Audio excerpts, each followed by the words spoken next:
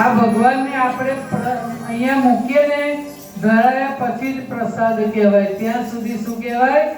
સામગ્રી. આપણે કહીએ કે અમે પ્રસાદ લઈ આવીએ, પ્રસાદ નથી. જ્યાં સુધી એને ધરાયો નથી ત્યાં પ્રસાદ થતો જ નથી. ત્યાં સુધી સામગ્રી જ કહેવાય.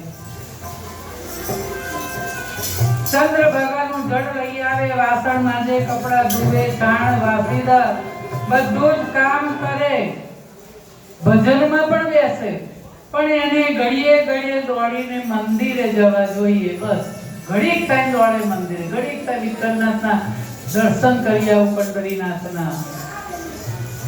ગમે તે બારે મંદિરે જાય અને ત્યાં રોકાઈને કે હું તો નિત્ય વિઠ્ઠલ વરની સેવા રે કરું, હું તો આઠે સમાધિ જાગી રે કરું, મેં તો નિત્ય પ્રભુજી સેવા રે કરું, મારો હે મારા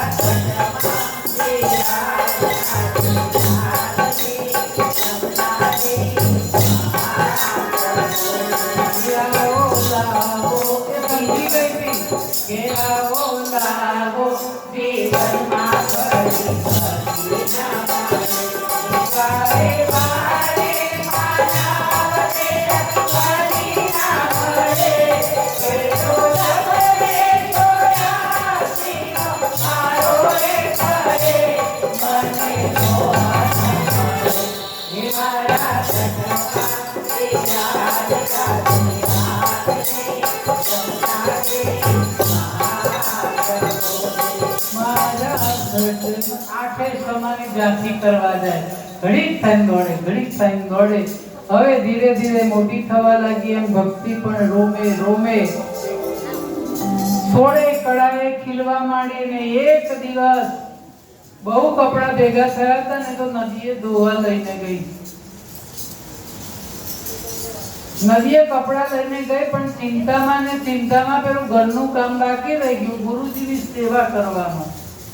અરે રે, હું તો આજે કપડા બહુ હતા, ભૂલી ગઈ, ગુરુજીની સેવા બાકી રહી ગઈ, હવે શું કરું? અને ત્યાં જ એક ગયડા ડોશીમાં લાકડીના ટેકે ટેકે ટેકે ધીમે ધીમે આવે ડોશી. પણ એ ડોશી નથી, ડોહો હતો.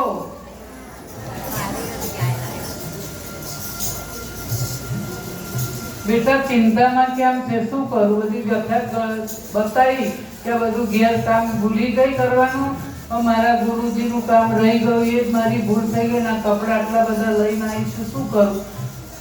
તો જાઉં સાચવું છું કપડા. આટલા બધા કપડા કોના શેર મૂકીને જવું? બેઠી છું, અમે ગયડા માણસ છું, મારે ઘેર કામ છે ને એટલે લાકડી લઈને આવીશું, બેહું છું, તું તારું કામ પતાઈ નાય. અને જ્યાં ડોસી પેલો ડોહો આવ્યો તો ડોસી બનીને બેઠા, આમ જના ઘેર જાય અને આમ સાબુ ધોવા આમ જ હાથ કર્યો તો એમને ક્યાં મહેનત કરવાની? આપણે તો મશીનની સ્વીચ પાડવી પડે, એમને તો આ જ સ્વીચ.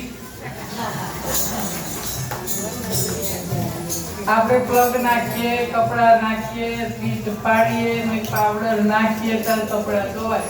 ભગવાને તો ખાલી આમ કર્યું, એની સાથે સાબુ થઈ ગયો, બ્રશ થઈ ગયા, કપડા ધોવાઈ ગયા, ધોકા વડે નીતારી ગયા અને સૂકવી દીધા, ગળી વાળી મૂકી દીધા.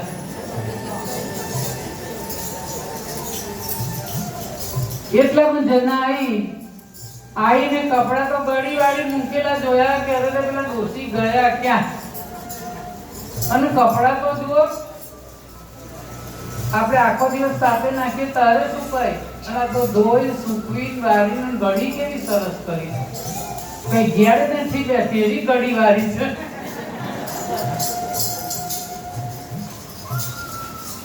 આમ તો ચાલતા ચાલતા લાકડીના ટેકે ટેકે આવતા હતા, આટલી વારમાં